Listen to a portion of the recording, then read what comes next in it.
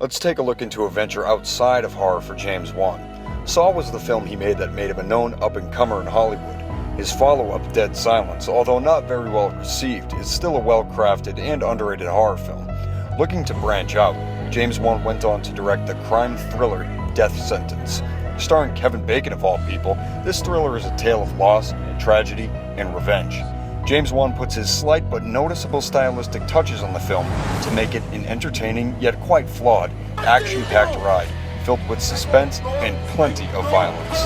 Kevin Bacon plays the average upper-class family man with not a care in the world.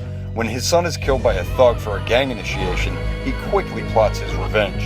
He gets to the killer and takes care of him, but from there on is a domino effect of consequences and death. The gang members go after Bacon and his family, and you can pretty much guess where the plot goes from there.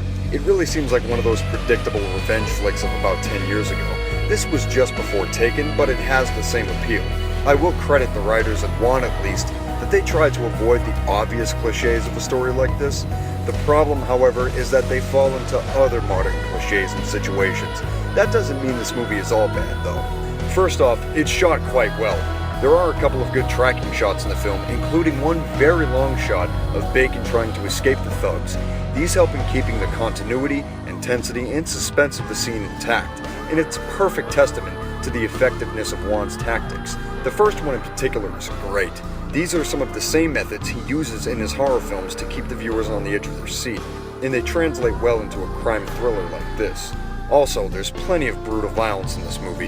While it sometimes comes off as a bit cartoonish, it provides a proper sting that the movie thrives off of. It reminds me of a 70s exploitation film.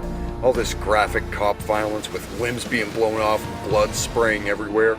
Yeah, the film definitely knows to keep going for that kind of feel, and it works in keeping it entertaining and mildly shocking. He's very knowledgeable about the visceral and cerebral feelings we have when we watch a film.